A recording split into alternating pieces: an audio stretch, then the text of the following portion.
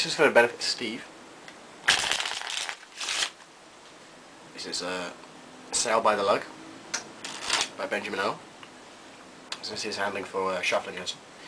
Ordinarily I'd have my opponent sitting opposite from me, which would be yourself. And I'd invite you to cut off about half the cards for yourself and leaving me with the other half. Okay? And what I'd like you to do is just get used to holding the cards in your hand and spread them around. Now, as you're not actually here, I'm just going to use a whole deck myself and show you the outcome from this side.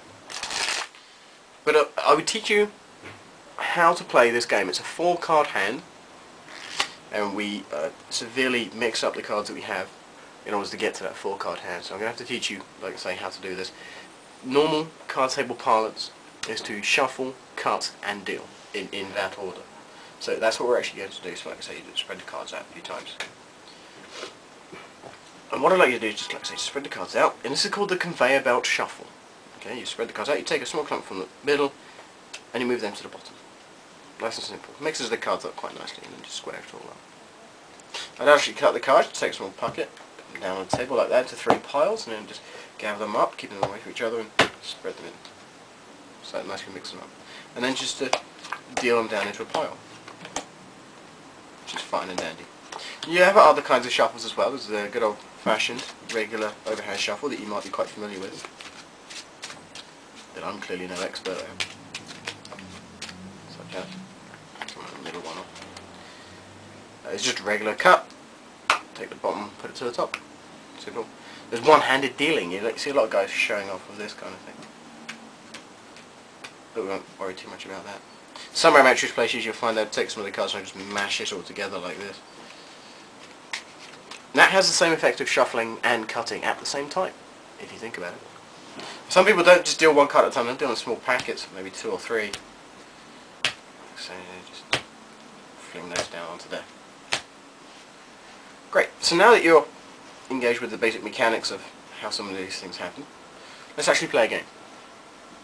So take up your cards back, square them up, fantastic. And once more, conveyor belt shuffle, so just spread them out, take a small packet from the middle. Now, because we're starting from the top, we'll mix it up and put the cards there this time, just to keep things different and mix it around. Obviously we've got the running cut, just grab them, put them down, bring it all back together again. And to deal, just grab, like I say, packets of 4 or 5 cards and put them down into 4 piles. You should have it with some cards left over in your hands, which is fine. And just take what you got left and deal them out on top of each pile. Now, like I say, this is your first time playing this game. Beginner's luck is actually one of the key methods in this. This is actually only the 2nd or 3rd time I played it. So, like I say, but because I have experience, I do get a pretty good hand. At the end of which, I can both reveal them.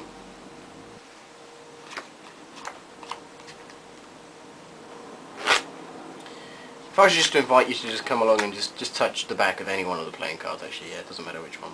But this one right here, you sure? Okay. By all means, get a peek at it. Pick a card. Just a normal old-fashioned way. Just touch the back of any one of those that you see right here as we go along. This one right here. No, that one. Okay. You could have a choice of any one. You pick this one right here. Happens to be the Ace of Spades.